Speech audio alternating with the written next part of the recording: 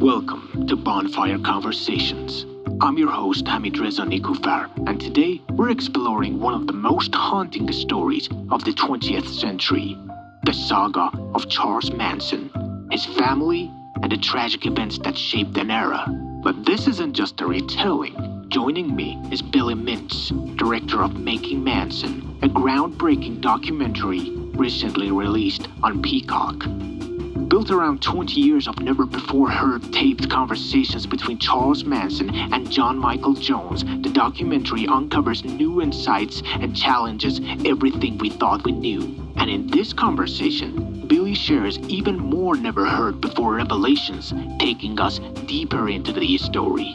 We discuss tapes, the documentary unique structures, Tex Watson's secrets, Manson's manipulative relationships, and the powerful reenactments that bring his troubled childhood to life. This is a thought-provoking conversation about storytelling, truth, and why this case still captivates us decades later. Before we begin, please make sure to subscribe to Bonfire Conversations if you're enjoying the podcast. Bonfire Conversations is available on YouTube and all the major podcast streaming apps.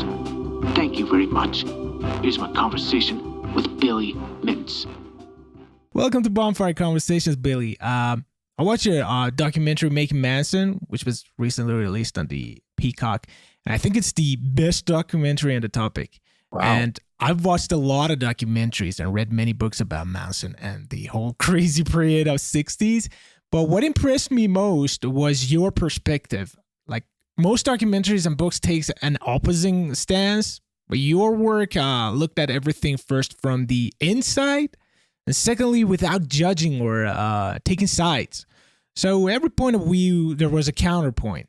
And the back and forth between people's experiences, those involved in the murders and the family, really made the entire thing very exciting. So congratulations. This was amazing work. Thanks. That's quite quite a nod. There's a lot of documentaries out there which I think I've watched them all. But the one thing is that I think that we didn't have the information that we have now. Those documentaries were relying on the basic narrative that's been told for 50 years, and they didn't have 20 years of Manson talking about what happened. So I think there's just that alone, the entry is much different than what we've heard before. Yeah. So taking it back, I'm curious, how did you got to know Charles Manson, and how'd you get involved, secondly, in making a documentary about him? Well, since your podcast deals with the film industry, etc., a lot of projects are derived by the filmmaker, but this one wasn't. This one was derived by the production company, Renowned Films out of the UK. And by the time I came on board, they'd already sold it to Peacock. They'd already involved John Michael Jones, who had the tapes. They're the ones that found him. So they're the ones that did all the diligence of finding these tapes that were not being brought. Nobody knew about them. And because of the resources that Renowned had and their tenacity, they not only found John Michael Jones, but they were able to convince him to let them be entrusted with the tapes that he had. And so I came on board after the show was already going. I was, I just made another show for Peacock. And so Peacock suggested me to Renowned. And I went through the process of interviewing with them and interviewing with John Michael Jones. And then they entrusted me to help with the project. Yeah. How much did you know about him, Charles Manson, personally, before this project? How much did I know or they know? Yeah. Did you know about it? Were you obsessed with the case or something? I knew nothing. I knew absolutely nothing. I had heard of Helter Skelter. I had friends that had read the book, but that was never my interest. True crime. I've never been interested in true crime until quite recently. Wow. So when they I knew that Charles Manson was a historical figure.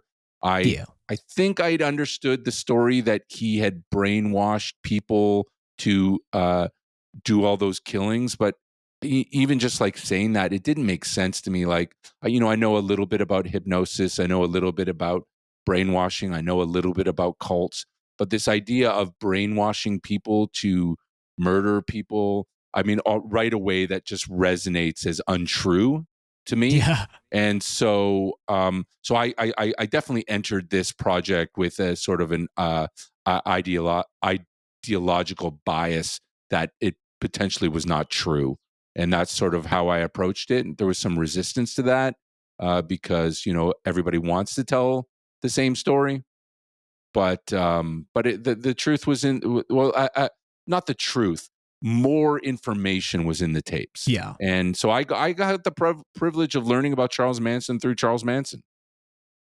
Wow. Yeah. I mean, I think that's the reason why this documentary is feeling so fresh, because fresh perspective was looking at it with so much information that nobody had before that. And it really felt like that, because first time I got to know him was I was watching an interview with Trent Reznor from Nine Inch Nails, and back when I was a teenager, and Trent Reznor famously moved to the Tate House and built a studio called Peacock Studio there. So I was watching an interview and didn't know all about that. I was a fan of Nine Inch Nails, and the interviewer asked, "Why did you move here to record it and call the studio Peacock Studio?" And he said, I didn't know about this," like a casually lying about it. And I was like, "Wait a minute, what murder? What's happened?" And I went down to the rabbit hole, and back at those times, I was introduced with Vince Bugliosi book, Helter Skelter, which at that time that even sounded like crazy. Like, I really can't believe this. And when you look at this documentary, you kind of understand, like, oh man, this is so much more than just listening to songs like, hey, you know what? We got to go out and murder some people because Beatles said so. And it makes, because from like a psychological perspective, it even makes sense. And when you look at, when you listen to those tapes, listen to people involved with that, it all makes sense. Yeah. So I think that helped from to that it came from your perspective. So how did you gather information about all this? Is so many information. How did you start even? How much did it take to make it? Well, I think we started about anywhere from a year before we started filming. We had 100 hours of tapes to go through. Wow. And he's not always talking about the murders. They're just shooting the shit for a long time. So we had to listen to everything. We had to transcribe everything. We had to listen to everything. We had to understand what he was talking about. And then it's almost impossible to read all the trial transcripts. So there was just a lot of information gathering, a lot of reading the books, different accounts, and putting all of like the different Manson family members who had written books, putting those and creating sort of a timeline. Here's what this person said. Here's what this person said. Because we didn't want to let Charles Manson just on his own say things that we regard as true. Played a reaction of the people listening to the tapes. That was a smart move. Well, that was we listened to it with those people involved. Yeah, because I mean, I'm listening to Charles Manson, and our producers are listening to Charles Manson, and we don't know what's real and what's not real. So the idea became to put Charles Manson in the room with the people that knew him, because they had only known Charles for a couple years, and before all this happened, and then they knew of the collective Manson for 50 years after. So I think what happened is the collective Manson, this story that we told about Charles Manson for 50 years, started to overshadow the actual Charles Manson that they had a relationship with. So the experiment was to try to bring these people back to the days before the murders that he was, convicted for ordering these killings. And I think what happened was great, because we got to see the nature of their relationship before they knew of him as a murderer. Yeah.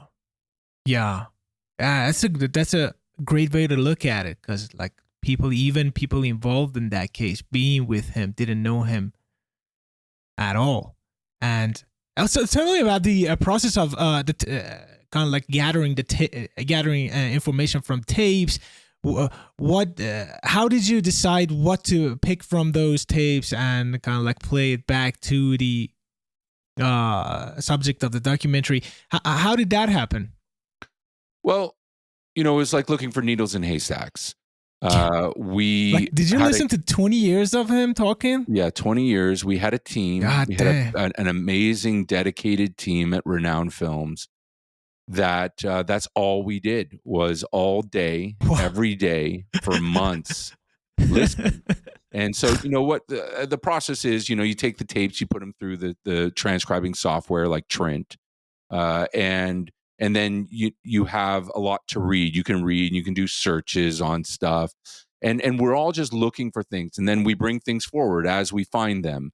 And a lot of it was like, oh, here's a confession, and I think there was a lot of back and forth with us. Was that a confession? Is that really what he's saying? And we'd find something. I'm like, yeah, but did you look 5 minutes later down the tape? He then says this.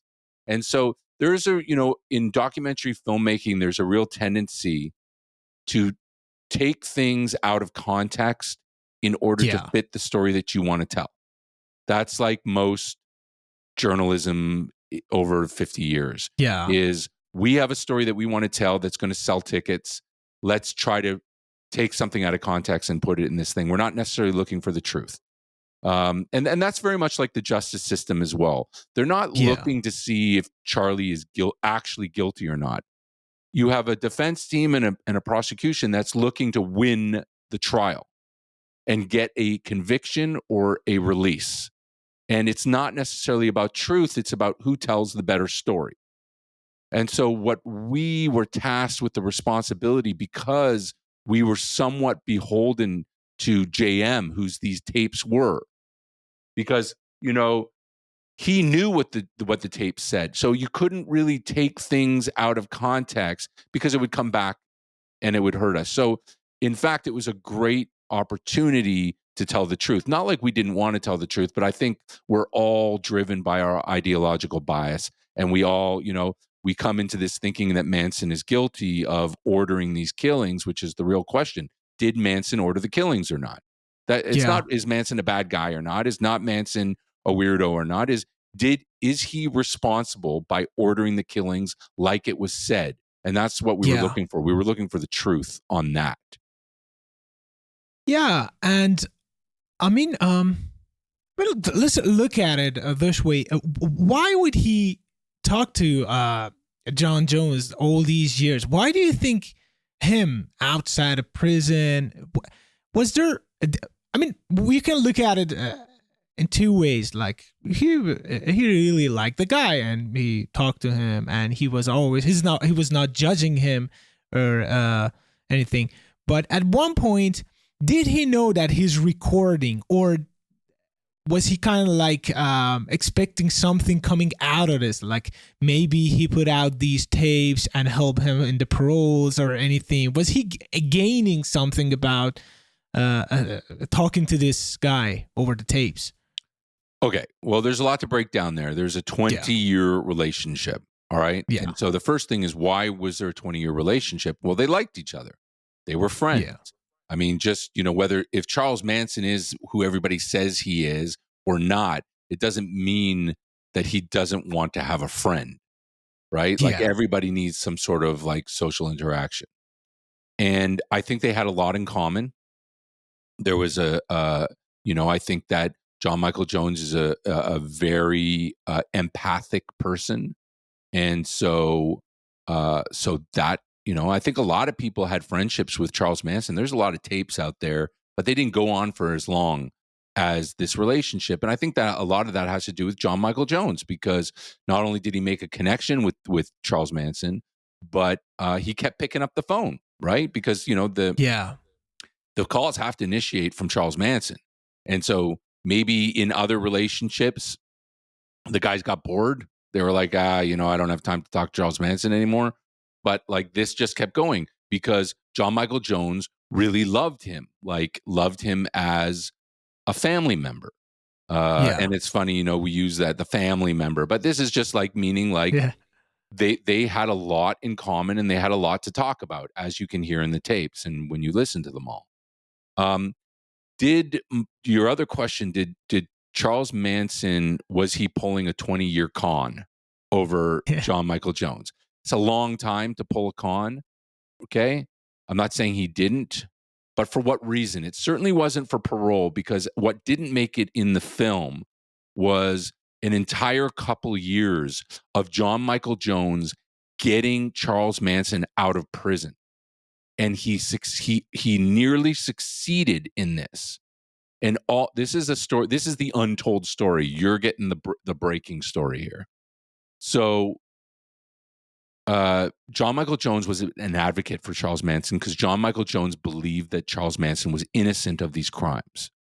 And so John Michael Jones became very obsessed with getting Charlie out of prison. And he got a lawyer, he got a big lawyer, and it came very close. But what John Michael Jones needed from Charlie Manson was his signature, which is funny because the whole thing starts with John Michael Jones trying to get the signature to sell, right? That's how their relationship begins when you watch the film. But Yeah. what ends up almost ending their relationship is that John Michael Jones needed Charles Manson's signature for these legal papers for some part of the process that I'm not so clear about at this moment. And it could lead to Charles Manson getting out of prison, and Charles Manson wouldn't sign it because he didn't Why? want it. He didn't want to get out of prison. Yeah, it makes sense. So this whole idea that Charles Manson was lying to John Michael Jones in order to become innocent and get out of prison, like Charles Manson was admitting other things that he did that would have got him in prison. It's not like he wanted to get out of prison, but he didn't want to get out of prison. And that actually ended the relationship for a long time. John Michael Jones didn't want to talk to Charlie anymore. He was so angry with him that Yeah. he spent 2 years getting this guy out of prison and came extremely close because they found the sort of caveat that would get him out of prison that showed that his rights were, that he wasn't given his rights, which everybody's entitled to. So that answers that. And I have one more thing to say on that. All relationships are somewhat manipulative. Like Yeah. at the bottom of it, it's like we want people to like us. We learn as toddlers, we learn as little kids to like what we do what we don't do and what we do so our parents will like us. So I think that this idea that he was just manipulating him, I think that needs to be looked into. It's not a black and white thing. And also Charlie did know it was being recorded. And he would remind, even though John Michael Jones was extremely diligent about recording, it never came up. It never came up that they were recording the odd time once every so often, like every 5 years or something, when there was a really good conversation that they were laughing back and forth and they were really shooting the shit. And like, because Charles Manson was a funny guy, Charles Manson would say, "You're recording this, right? Like, this is good shit. Like, I'm giving you good shit right now." And even John Michael Jones would like sort of deflect and not want to put any attention on it being recorded because he didn't want that to be the focus of, he didn't want to distract him. So John Michael Jones is not a journalist. He's not an archivist, but he did an extremely good job at both. Yeah. This is crazy. You're telling me that he didn't want to get out of the prison, because there are interviews out there. He talks about it, actually saying that I don't want to get out of here, because he said famously that if I get out of here, I'm a dead man. I'm here safe. I have friends here. And the interviewer even asked, like, don't you want to play guitar outside? And he said, my mind is out there and that's enough. Like, I'm not prison. Charlie spent his whole life in prison, like as a child, etc. Yeah. And, let's say he was innocent of these things. Let's just imagine that. And look at everything that happened, right? All the trial, all that stuff. Go back and listen to all of his interviews and how he was dealing with people. I think like, and especially considering how he was raised, what happened, I don't think a guy like that would want to be in society Exactly. anymore. Like he's like, it's the ultimate like, oh, fuck me, fuck you. Yeah. It's like I feel refused, I refuse back. And if you go back now, watching his interviews, and keep in mind this guy had severe mental health issues, Yeah. right? So if you go back and watch these interviews, these famous interviews, and you imagine like maybe this idea that he ordered the killings was a lie perpetuated by the guy who did the killings, and then corroborated by all these people in some great conspiracy against him. Like you can really understand his frame of mind. Like you can watch him again and say, holy shit, this guy was bamboozled, if Yeah. that's the truth. Yeah. And even if he got out, I mean, not talking about the haters that he had, uh, his fanatics, the people who like loved him because of the things that I don't know, government told. I always remember that Nixon speech about him. The guy, Yeah, I even mean, before going to the court, Nixon like, I don't give a shit. He's guilty. well, I mean, that that's should gonna the trial that should have been a mistrial right there. You have the president of yeah the United States in the middle of a trial yeah saying that the person who's on trial is guilty, yeah like, and then that comes into the courtroom. I mean, man, there's that famous picture of Manson holding up the newspaper, like that. I mean, that should have been right there. That should have been a mistrial. yeah. I recently watched Joker 2 fully. Dude, have you got a chance to watch that film? No, It was very interesting. It was I mean, it was very much, I think, influenced by Charles Manson, because the guy was in prison and people wanted him to be the Joker. And he was like, dude, forget about that. I made a mistake before. I don't want to be Joker. I want to be a simple guy. And I was watching it like, it's just like Charles Manson. He's like, I'm not the guy the media is picturing me. So even if he got out, he he would have been a disappointment. yeah, who knows? Who knows what would have happened if that all didn't happen, or who knows what would have happened if Charlie did get out? Like what would have become of him? Yeah, let's talk about some reenacted scenes in the documentary. I love them. I mean, usually in documentaries, these scenes are boring, like this is so fake, and they're not telling a story. But these were so helpful and telling. I told you before about that. My favorite scene was from from when Charles Manson's talking about his childhood, that he didn't have any friends, so he kept bugs in matchboxes and kept them in his pocket. And in the documentary, we're seeing that he's playing with these bugs from a top-down view. And it's like, oh, he is telling that he's kind of like controlling these bugs and gathering and keeping them to himself. These like lesser beings, say. And later on, at the end of like episode 3, at one point, he in one of the last calls to John Michael Jones, he said, I like you, man. I that's why I'm keeping you in my pocket." And suddenly I'm like, oh my god, that's so similar to that Matchbox story. And if I wasn't shown that scene like that, I would have never made the connection, and it wouldn't necessarily make sense. So these were so fantastic. So how did you decide what to kind of like shoot, when to use archival footage? Well, it's also the other thing you had brought up as well is the bug, like Bugliosi, and he was called Bugs. So I think that's also interesting too. I think this is a story of mythological proportions. Yeah.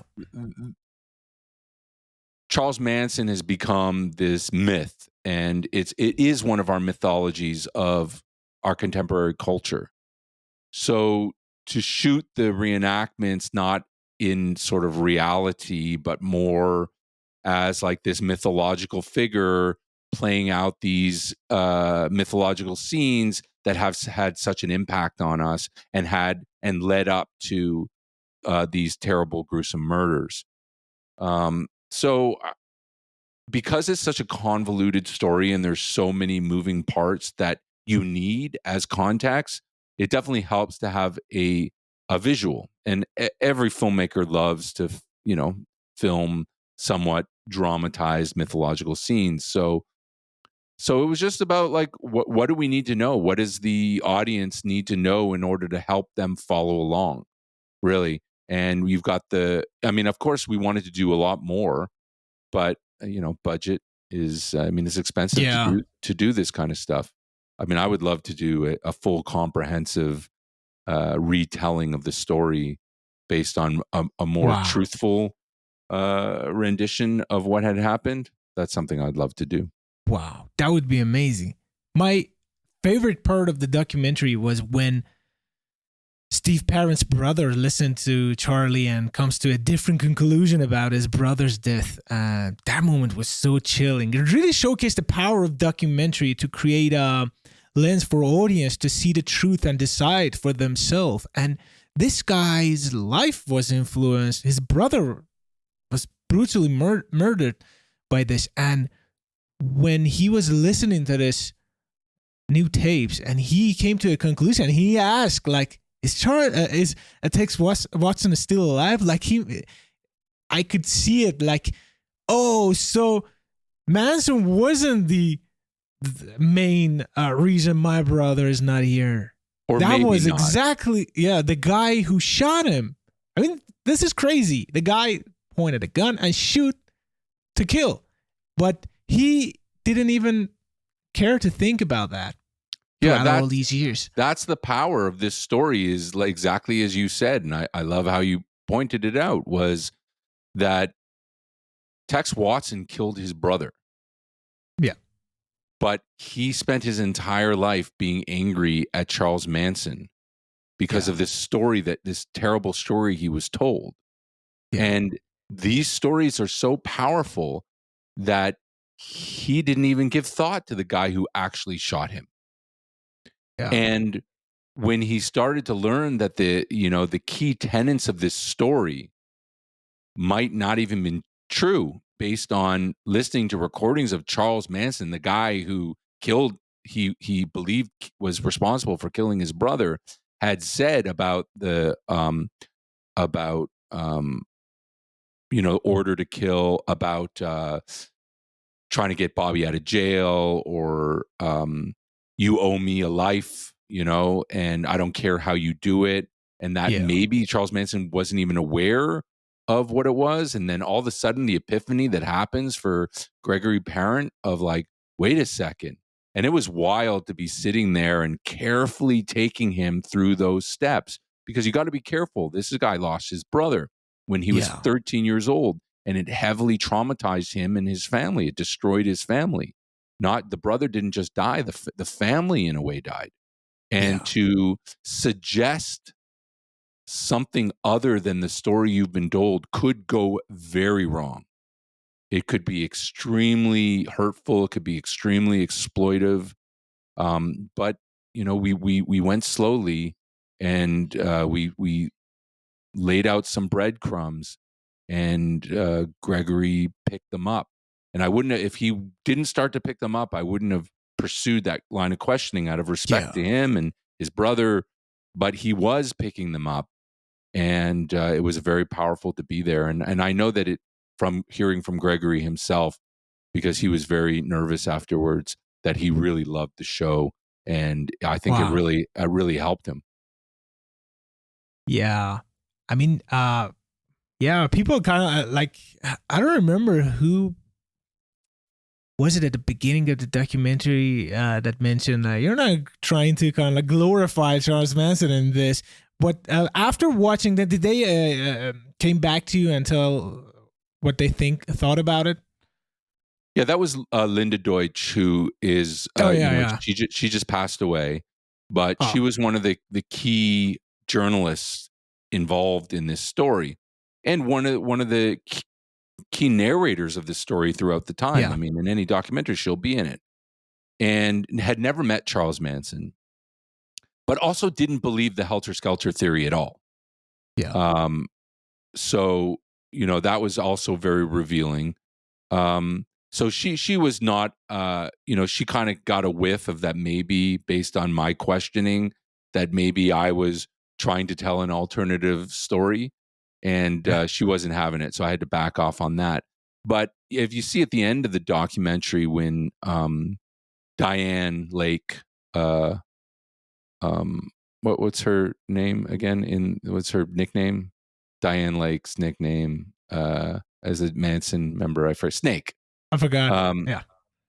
She breaks down, like she starts crying, and she starts realizing, because she has so much pressure on her to tell the truth, etc. But when she starts hearing this stuff, she starts hearing my questioning, because the problem is that in the forever telling of this story, there hasn't ever really been a journalistic approach to this before. There hasn't been a critical thinking about things that doesn't, this story might have worked on an audience in 1969, 1970, but we're a lot smarter now, and we're a lot more discerning. And so Diane has this visceral breakdown where she is like, I don't even know what's true anymore. And her and I have become friends since, and we're pretty close. And we talk about it sometimes. It's not all that we talk about. We talk about more pertinent things in life. But when it does come up, even just some of the things that have happened to her, she does question some of this story. And she does question parts about her book that she's written about Charles Manson, about what happened to her, because it's very hard for people to discern between what they've been told and what they actually experience. It's false memory. And when you tell a story and you've been hearing a story for 50 years, I mean, it's hard enough for me in the stories that I've told about my life, to know what's actually happened and what didn't happen. Because, you find a good story, and a story takes time to become what it is. And sometimes it moves away from the truth. Yeah. And Linda says, don't let the truth get in the way of a good story. So let's talk about Tex Watson. Like, as we spoke about it, he's the main killer in the murders, but over the years, we learned so little about him. Like, this is partly because he still goes to parole meetings, I guess, and as a result, he keeps lying. Well, he tells different stories every time. He's always telling different stories. I think that's something Deborah Tate and her mother complained against, like the idea that the system hides the truth while giving these murderers a chance to get out. So, of course, they're going to always change the story, come up with something else just to get out of there. And there was this interview with Charles Manson. He's like Tex Watson is the smart guy. I'm dumb. He has a wife and a child inside, and I have nobody. So, so what do you think about him and his sentence and your experience to contact him for this documentary? So if there's any other, there are many things I would like to keep going down the rabbit hole about about the Manson murders. But one of the main ones is I would love to make the Tex Watson documentary, like that. Wow. That you know that there's these tapes, I heard tapes of Tex Watson right after, where he he says a lot, but they'll never be released, and no matter how hard anyone's tried, they can't get them. I think just to give us some context, what people don't understand about the order to kill, which is Manson ordering these murders.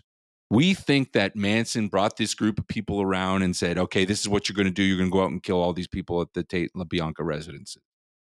But that actually never happened.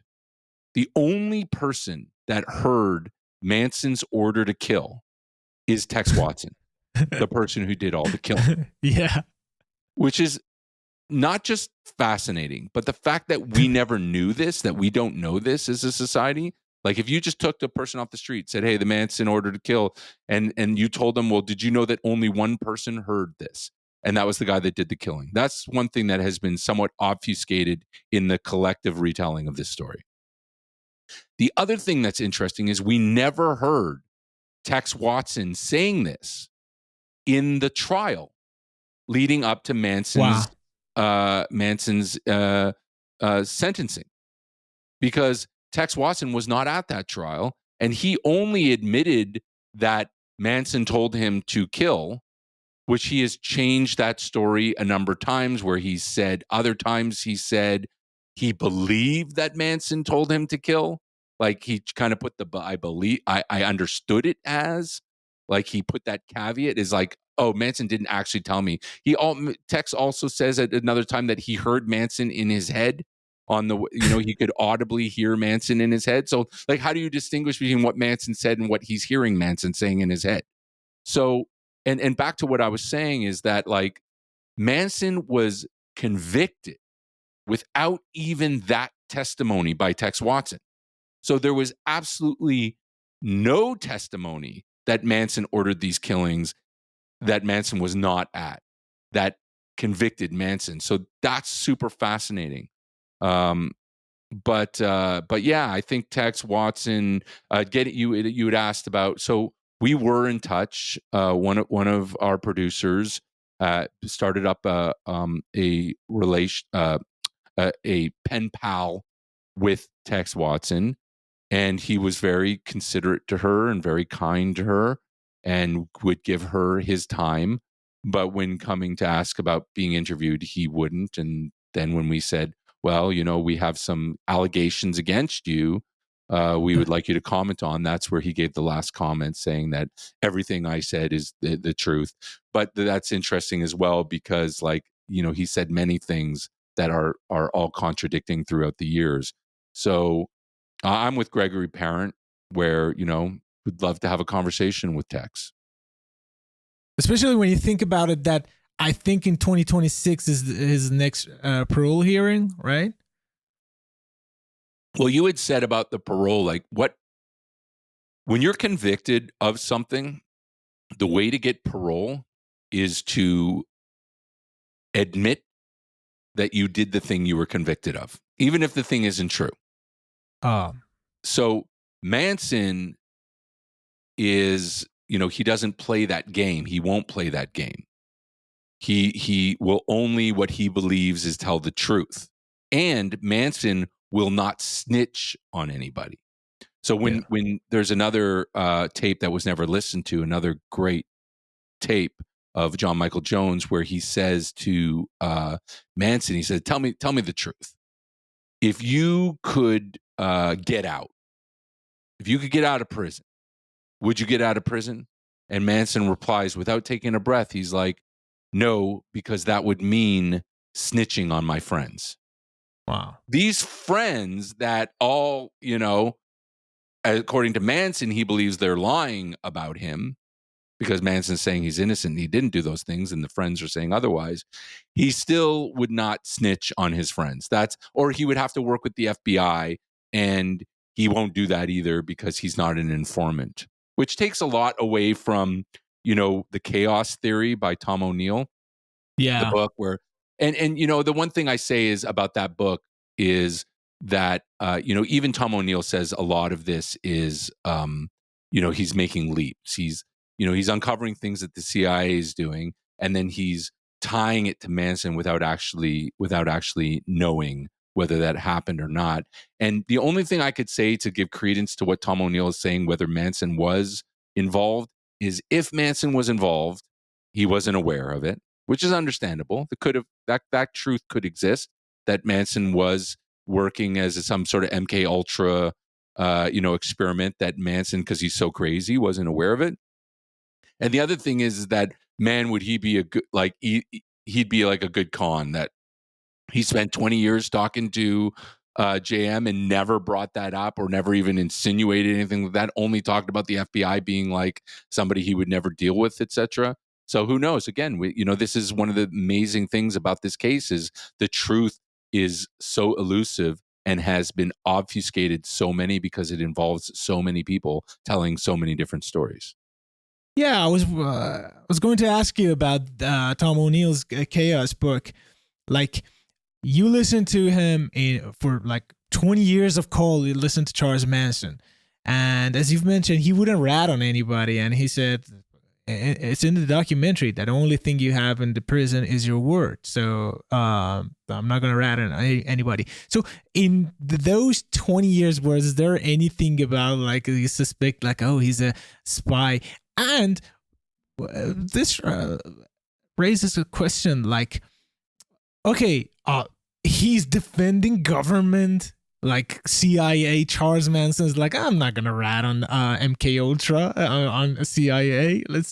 And while we have interviews with him, that he's criticizing Nixon government, like, I'm here because of Nixon.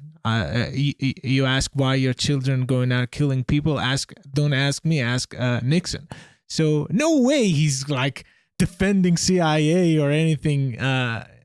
So did you find anything about government, CIA through all these tapes? No. And remember, we don't, just because we have 20 years of Manson talking his truth doesn't mean it's the truth. Right. So Yeah. that's one thing that for sure, like, everything has to be listened to with a discerning eye. And John Michael Jones was a friend of his. He wasn't necessarily objective. He wasn't, what makes the tapes great is that John Michael Jones was not a journalist. And it wasn't, it was, Manson was really off guard. But also what's challenging about these tapes is that John Michael Jones wasn't a journalist. And so, like, as somebody who is more journalist focused, I listen to these tapes and I'm like, fuck, why didn't you just ask this? Why didn't you? I would ask this, but I probably wouldn't have had that relationship with Charles Manson based on my journalistic inquiries that John Michael Jones had. But no, there was nothing about that. There was one thing where the FBI came at one time to talk to him while he was in prison, and he refused to talk to them. And that was the extent of what we heard about the FBI. There was just contempt for the government, etc. But again, I would take the fact that we've never heard about it, and that Tom O'Neill never actually made any, and admits himself, he never made any real connection between the two. And that's probably why it took him 20 years. He kept like looking for something. And then he releases the book when he doesn't find any conclusive evidence, because it was 20 years, and the reason why it took him 20 years is because he was looking for that evidence that he never found. Yeah. But it doesn't take away from that Tom O'Neill was telling a fantastic story, which is what his job is as a writer is. He's not necessarily, and he was doing great journalism on these experiments that he uncovered. So it was like Manson was this inspiration for him to uncover a lot of things that he didn't know he was going to uncover. If it weren't for Manson, Tom O'Neill wouldn't have uncovered all these things that he uncovered. He didn't uncover anything about Manson, but he certainly uncovered stuff about the government, etc. So I think that's a fascinating story in itself, is that Manson was this inspiration to uncover a lot of the things that the government was doing. Yeah, that book, Tom O'Neill's Chaos, actually kind of like changed. Because before that, I was like, Vince Bugliosi, Helter Skelter. When I read that book, like, oh, of course, why didn't I think about it this way? It all makes sense. And there's some diehards for sure. And this documentary as well.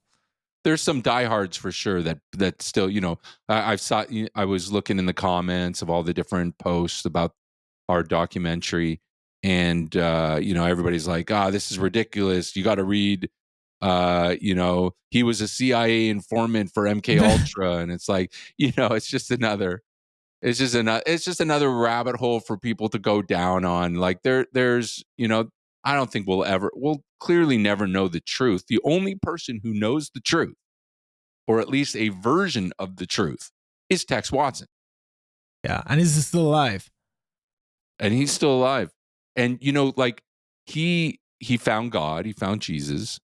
And so he has this whole sort of, persona of like he's a man of God. But the question is if he's not telling the truth, can you still be a man of God? I guess you can. I guess compartments in your brain, etc., that allow you to do one thing. And I mean, I think like believing in Jesus is the ultimate sort of alibi where, hey, I'm a sinner, I'm a sinner, and Jesus died on the cross for my sins, so I'm okay. I'm going to be okay as long as I believe in Jesus. Yeah. Yeah. So, were you in contact with Tate's, LaBianca's, or even Polanski's families for their perspective on this? Not Polanski's family, because I mean that goes a little. It starts going further and further out. Yeah. I was in touch with certain members of different peoples. From Jay Sebring to LaBianca. And we were in touch with the Tate family. We got a lot of refusals. I mean, they don't want these stories told. Yeah. In fact, I had a 2-hour amazing conversation with one of the families who, he wasn't trying to convince me to not make the film, but he was showing me like how poor character it was of me to make the film, which I understood his point of view. He wasn't a jerk about it. He was he's an amazing, he's a filmmaker himself, amazing conversationalist, an actor, so we had a lot in common and we really bonded and got along. But, I don't disagree with him on his point of view, but I do think that the story needs to be told. I think it's better that the family understands a less sensationalized truth of what happened to their family members than the story that they've been living with, the Bugliosi Helter Skelter story. I think that is a terrible story to live with, especially because it's probably not true. So I think that when you come across 20 years of archive that has not been heard about such a story that has been reported on endlessly for 50 years, I think it's incredibly responsible to tell that story. But yes, we did reach out and we did make this film with them in mind. And we tried to be very careful about the telling of the story. Yeah. Did you visit the murder site or a Spawn Ranch? Yeah. Not the murder site because not all, I don't think the Tate residence is there anymore. Yeah, it's an ugly building. I think that's gone. Yeah, it's been rebuilt and the address has been changed as well. We took drone footage of it all. And we went out to different places. I just went out of curiosity to the Spawn Ranch. I mean, we did shoot it, but it wasn't really, that would have been modern times, right? Yeah. And we weren't telling the story of modern times. We were telling the story of what took place there, and we had lots of archival. Yeah, it's not the same because I saw the videos of Spawn Ranch. It's just an empty field now. Yeah, it would all burned down, right? So, but I just went out there just to get an idea of the geography of how far away it was. There was another cult that was close called the Fountain of Youth. That's another very untold story, which I think a lot of the stories we heard about Charlie is actually about, I think his name was Krishna, the guy who led the Fountain of Youth, which was like literally next door. And I think there's like some conflation of those stories that, like for instance, the, Charlie thinking he's Jesus Christ. That was actually like the leader of the Fountain of Youth who believed that, who had that experience on the cross, which is, potentially didn't happen to Charlie. So yeah, I went out there just to, immerse myself. I lived in Los Angeles for 10 years. So I went, when we were shooting we shot all the interviews in Los Angeles. So I just, I drove around, just got to know the area. So, what was it I wanted to ask you about? Slipped my mind. Oh yeah, I wanted to ask about the. Have you read the Ed Sanders The Family book? I used it as a. A reference. Yeah. A lot of the times I would just put these things into Adobe these books into Adobe and search them for, as I wanted to, as we go through each thing. Okay, what did the family say about Bernard Crowe? What did this book say about Bernard Crowe? What did Helter Skelter say about Bernard Crowe? So there's so many books to go through that that I use them all as a resource, but I didn't necessarily have the time to read them all. Yeah, that book is so crazy, and I wanted to see how much of it is true, because the neighbor cult that you mentioned was mentioned actually in that book, and there was multiple cults in LA at that time, and they would go to each other's party or location and say they have this, so we should have this as well.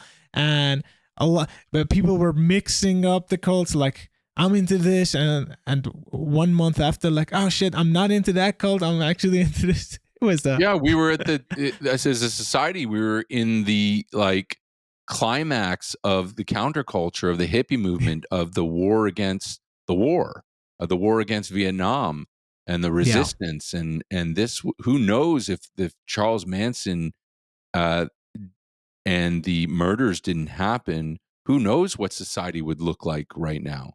I mean, that literally put a stop on everything. Yeah.